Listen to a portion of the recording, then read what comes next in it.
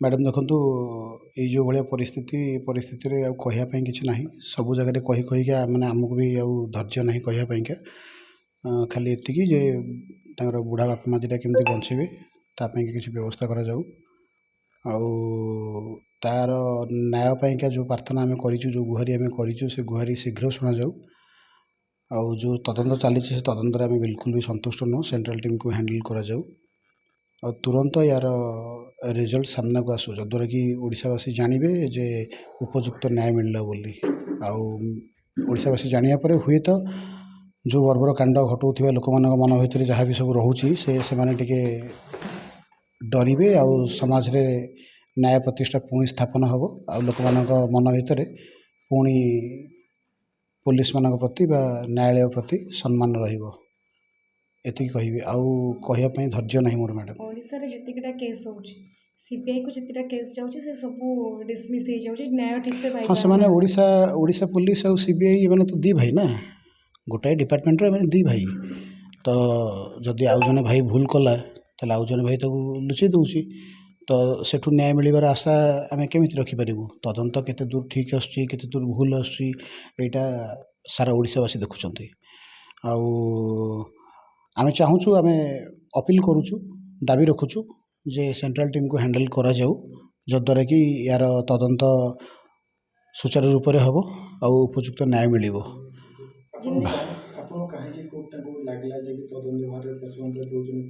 घटना घटवार 10 दिन पर जदि न्याय न मिल पारा ताहले केमिति आम आशा रखिबू कि आगू जाकि मिल पारिबो बोली एमती केते केस पड़ी आपन सामने ओडिशा रे प्रत्येक दिन वर्तमान घटना घटी घटी चली आउ सबू केस जदि एमती न्याय मागि चलिए आम ओडिशा सरकार पाखे हुए तो एते कैपेसिटी नहीं जो थे समस्त को न्याय देवाई से शीघ्र तत्पर हो पारे कहीं बहुत थर मुझे कहलानी जे आमर मोहन सर को सार जदि आप देखुवे ताल यार तुरंत न्याय व्यवस्था करा जाऊ तुरंत या प्रति कार्यानुष्ठान ग्रहण करा जाऊ और कार्यानुष्ठान ग्रहण करने परिवर्ते आमर आईआईसी सार को भुवनेश्वर को बदली करागला जो खीरीपुरी खाऊले से खीरीपुरी सहित लवणी भी खाइले देखो सेमती तो मोर कहीं मोर दोषी नुहति किंतु जो मैंने दोष कर दंड स्वरूप तो से सेमती निर्मम और बर्बरता हिसाब से मारी दि जाऊ आदि आईन कानून ये सब जदि थी कि कौन सी लोक मान मन भर भय ना आउ गोटे लोक को मारे ताहले ओडिशा आज कलंकित ओडिशा आज आतंक राज भितर घेरी होगी रही पूरा विश्व देखुची आईआईसी को ट्रांसफर कर दिया गला आपण कौन चाहूला आईआईसी को सस्पेंड करबा खाली आईआईसी को नुह आईआईसी सहित जी से पुलिस डिपार्टमेंट से बालियंता थाना जी जन स्टाफ अच्छा समस्त को केस विषय जना जी स्टाफ आसी से जगह उपरको भी जना तो से पहुँचले उपयुक्त कार्यानुष्ठान ग्रहण करते कि करनथिले से ठिया से भिड़र शिकार हाँपाई छाड़ी तो से भी से भिड़ भितर छाड़ी दि जाऊ से जो चाकरी जो दरमा नौ से दरमा क्या पैसा नौ पब्लिक पैसा ना जदि आपणकर पब्लिक ये सुरक्षित ना आपण पब्लिक को सुरक्षा दे पारना आप से जगार जो घटना घटला जहाँ भी है ये सबूर दंड विधान दवापाई मानव अदालत अच्छी मानव हाईकोर्ट अच्छी आईन व्यवस्था अच्छी आपण मानक किए अधिकार देला दंड विधान दवापाई आपण मैंने बांधि था बाड़े था पुलिस दे था आपण मानक आम साल्यूट करूँ कि आप गोटे झीर इज्जत बचेले बोली किंतु जो झीर इज्जत बचाई आप आज एतक करते जानते आप कौट ना कौटी से झीर इज्जत को पूरा ओडिशा रे नीलाम कर देछंती बोली ये घटना रे जदि आपण से पुलिस पाखे या छाड़ी था ये पुलिस अरेस्ट होता गोटे पुलिस माड़ खाई गला गोटे पुलिस देखुची या तो हीन कथा किसी दुनिया ना जदि से केस को आपण अरेस्ट करते समय को अरेस्ट करते समय थाना था कोर्ट चालाण करते कोर्ट केस लड़ी था से झी मान प्रति जदि किसी सतरे किसी बर्बरता होता उचित दंड मिलता किंतु आपण मैंने निज हाथ को आज निजर आईन कानून व्यवस्था को न माने निज हाथ को आपण आईन नहीं गले और निजको न्यायालय बोली भावी नेले तो आपण मैंने आज जो दंड देदेले से दंड विधान केते कठोर थिला सेटा आपण मैंने हुए तो जापारती बट आपण मानक पूरा ओडिशावासी देखी जो भाई जनक वीडियो शूट करके पठेची ହୁଏତ ତା ମନ ଭିତରେ କେଉଁଠି ନା କେଉଁଠି ଦରଦ ଆସିଛି ବୋଲି ସେ ଭିଡ଼ିଓ ସୁଟିଂ କରି ପଠେଇଛି, କେଉଁଠି ନା କେଉଁଠି ସତ୍ୟକୁ ସେ ସାମ୍ନାକୁ ଆଣିଛି, ତାକୁ ତ ମୁଁ ଧନ୍ୟବାଦ ଦେବି। ତା ଭିତରେ କିଛି ଜଣ ଅଛନ୍ତି ଯେଉଁମାନେ ବଞ୍ଚାଇବା ପାଇଁ ଚାହୁଁଛନ୍ତି, ସେମାନଙ୍କୁ ବି ଆପଣମାନେ ବାଡ଼େଇଛନ୍ତି। ଆପଣମାନେ ଏତେ ନିଷ୍ଠୁର ଯେ କାଳେ ସେ କେଉଁଠୁ ସହାୟତା ମାଗିଦେବ ବୋଲି ତା ଫୋନ୍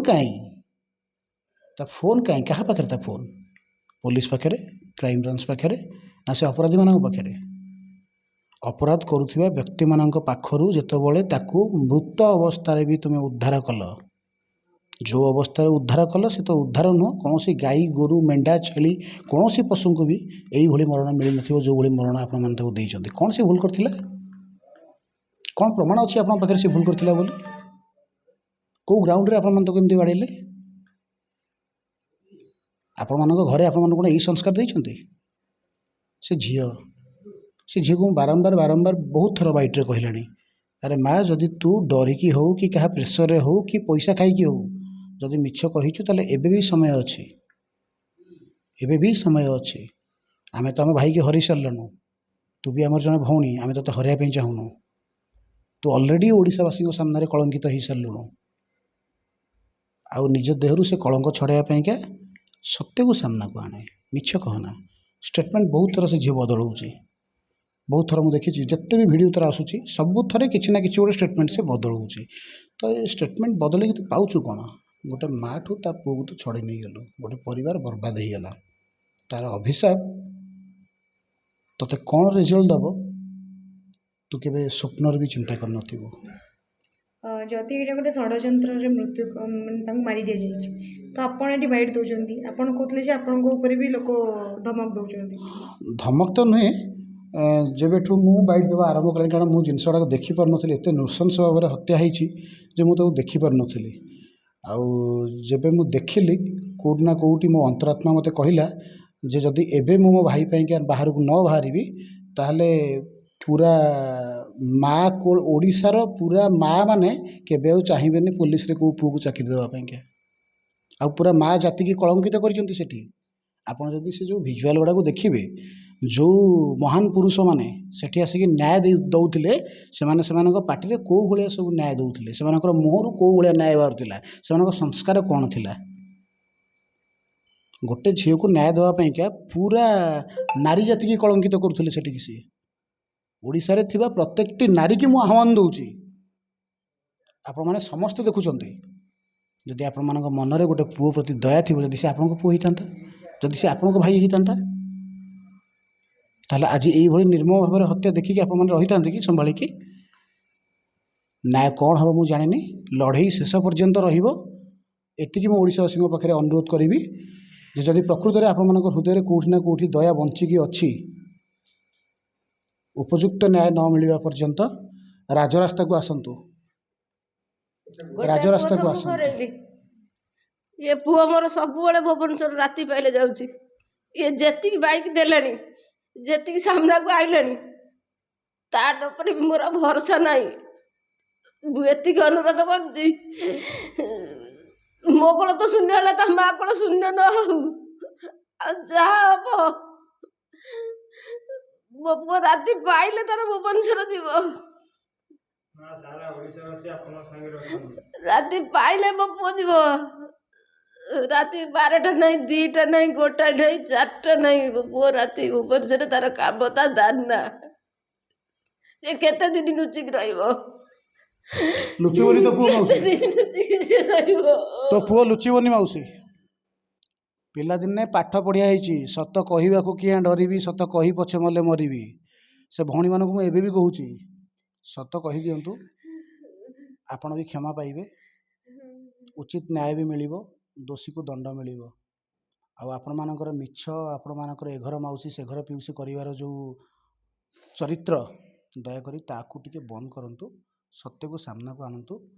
ପୋଲିସର ମୂଲ୍ୟବାନ ସମୟ, ଓଡ଼ିଶାବାସୀଙ୍କର ମୂଲ୍ୟବାନ ସମୟକୁ ରେସ୍ପେକ୍ଟ କରନ୍ତୁ।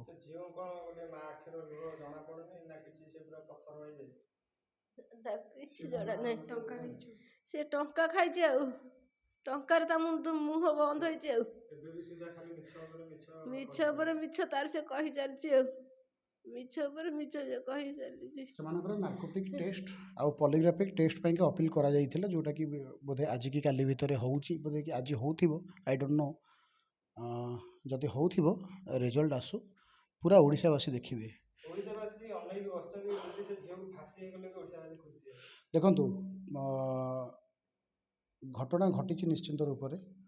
ଝିଅକୁ ଫାଶୀ ଦଣ୍ଡ ଦିଆଯିବ କି କେଉଁ ଦଣ୍ଡ ଦିଆଯିବ ତା ପାଇଁକା ଆମେ ଦାବି ଏଇଥିପାଇଁ କରିପାରୁନୁ, କାହିଁକିନା ସେ ପୀଡ଼ିତା ଥିଲା, ତା ସହିତ କିଛି ଘଟଣା ଘଟିଥିଲା। ଘଟଣା କେତେ ଦୂର ସତ କେତେ ଦୂର ମିଛ ସେଇଟା ଆମେ ଦେଖିନୁ। ତ କ'ଣ ଘଟିଥିଲା ସେଇଟା ବାହାର କରିବା ଦାୟିତ୍ୱ ହେଉଛି ପୋଲିସର, ତଦନ୍ତ ଯେଉଁମାନେ କରୁଛନ୍ତି ସେମାନଙ୍କର।